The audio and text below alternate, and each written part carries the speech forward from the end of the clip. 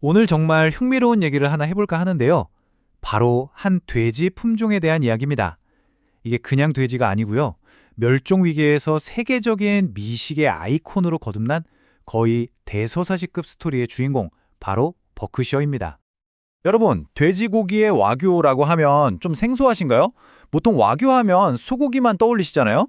그런데 돼지고기에도 그런 게 있습니다.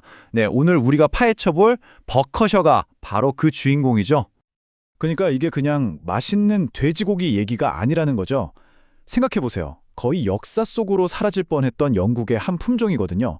그 품종이 어떻게 살아남아서 지금은 전 세계 미식가들이 찾는 그런 존재가 됐는지, 그야말로 한 편의 드라마 같은 여정을 따라가 볼 겁니다. 자, 그럼 이 대단한 이야기의 시작점으로 한번 가보겠습니다. 모든 것이 시작된 곳, 바로 버크셔의 고향, 영국으로 말이죠. 바로 이 친구가 우리 이야기의 주인공, 버크셔입니다. 딱 봐도 뭔가 좀 특별해 보이지 않나요? 온몸은 까만데 발끝이랑 코끝, 꼬리끝만 딱 하얗잖아요. 그래서 6군데가 하얗다 해서 600이라는 별명도 있어요. 생긴 것부터가 뭔가 귀족 같죠? 하지만 이렇게 멋진 외모를 가진 품종도요, 한때는 정말 사라질 뻔했습니다. 산업화 시대에 밀려서요. 지금 보시는 이 숫자 300, 이게 뭘 의미하냐면요. 2008년에 영국 전체에 남아있던 번식 가능한 암컷이 300마리도 안 됐다는 거예요. 정말 말 그대로 멸종 직전이었던 거죠. 자, 이렇게 벼랑 끝에 몰렸던 우리의 영웅 버크셔. 그런데 여기서 반전이 일어납니다.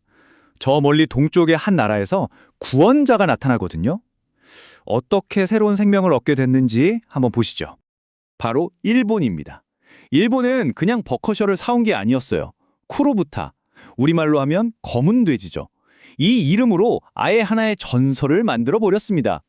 버커셔의 진짜 가치를 딱 알아보고 그 잠재력을 200% 끌어올린 거예요.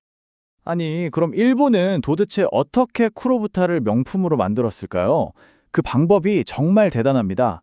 첫째, 법으로 딱 정했어요. 100% 순종 버크셔, 아니면 쿠로부타 이름 절대 못 쓴다. 둘째, 그걸로도 모자라서 DNA 검사까지 해서 증명을 해버립니다. 소비자 입장에선 믿을 수밖에 없죠.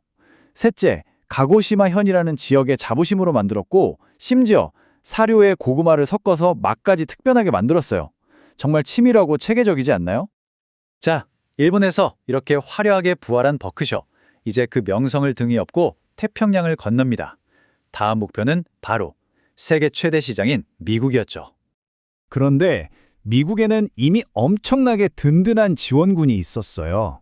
무려 1875년에 만들어진 미국 버크셔 협회인데요.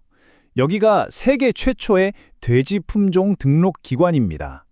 그러니까 이 사람들은 140년이 넘는 시간 동안 버크셔의 순수 혈통을 지키고 관리해온 말 그대로 버크셔의 수호자였던 셈이죠. 자, 이 표를 보시면 정말 재밌습니다. 일본과 미국의 전략 차이가 한눈에 딱 들어오죠. 일본은 어땠나요? 정부가 나서서 순수 혈통을 보증하는 국가적인 명품을 만들었어요. 반면에 미국은요, 생산자 협회가 중심이 돼서 우리 협회가 인증했다는 C를 붙여주고 이걸 셰프들에게 스토리로 파는 거죠. 훨씬 더 시장 중심적인 접근이에요. 똑같은 돼지를 가지고도 이렇게 문화에 따라 성공 공식이 달라진다는 게 정말 흥미롭지 않으세요? 자, 그럼 이제 제일 궁금한 게 나오죠. 그래서 버크셔가 그냥 기분 탓으로 맛있는 걸까요?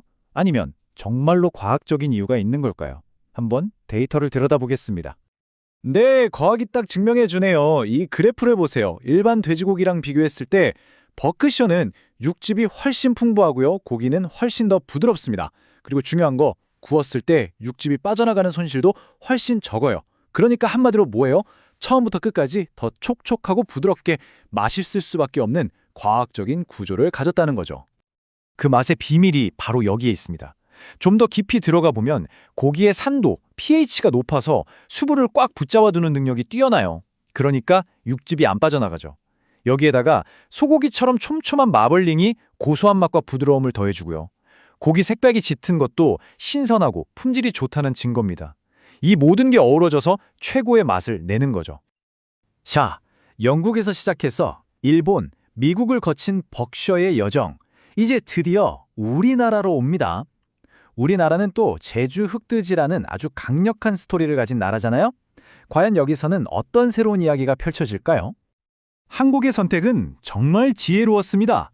일본이나 미국처럼 버켜셔를 그대로 가져오는 게 아니었어요. 대체가 아니라 융합을 선택한 거죠. 우리에겐 제주흑돼지라는 토종 품종의 강력한 스토리가 있잖아요. 여기에 버켜셔가 가진 과학적으로 증명된 세계적인 맛과 품질을 더하는 겁니다. 그래서 결과적으로 뭐가 탄생했느냐? 바로 제주 버크셔 흑돼지라는 새로운 프리미엄 카테고리가 만들어진 겁니다. 이건 그냥 섞은 게 아니고요. 체계적인 교배를 통해서 제주 흑돼지의 전통과 버크셔의 맛, 이 두 가지 장점만을 쏙쏙 뽑아낸 거죠. 말 그대로 최고와 최고가 만나 더 대단한 결과물을 만들어낸 아주 성공적인 사례라고 할 수 있습니다. 자, 이렇게 버크셔의 과거부터 현재까지 정말 전 세계를 누비는 여정을 함께 따라와 봤습니다. 그럼 이제 마지막으로 이 프리미엄 돼지고기의 미래는 어떤 모습일지 한번 그려볼까요? 앞으로도 버크셔가 계속해서 최고의 자리를 지키려면 이 성공의 삼각형을 기억해야 합니다. 첫째, 순수한 유전자를 지키는 품종 관리. 둘째, 데이터를 통해 최고의 맛을 찾아내는 과학. 그리고 마지막으로 이 모든 가치를 소비자에게 투명하게 알려주는 라벨링. 이 세 가지가 완벽하게 맞물려 돌아가야만 하는 거죠. 그리고 앞으로의 프리미엄 시장은요, 가치의 기준이 조금씩 바뀌고 있습니다. 이 그래프를 한번 보세요. 물론 맛이 가장 중요하죠. 하지만 그게 전부가 아니라는 겁니다. 이 음식이 어떤 이야기와 역사를 가지고 있는지, 그리고 얼마나 윤리적이고 지속 가능한 방식으로 생산됐는지, 이런 것들이 소비자들의 선택에 점점 더 큰 영향을 미치고 있다는 뜻입니다. 결국 이 버크셔의 긴 이야기는 우리에게 이런 질문을 던지는 것 같습니다. 우리가 앞으로 음식을 선택할 때 그 기준은 단순히 맛일까요? 아니면 그 안에 담긴 우리가 믿을 수 있는 이야기일까요? 어쩌면 미래 식탁에서 가장 중요한 재료는 바로 이 신뢰가 아닐까 한 번쯤 생각해 보게 되네요.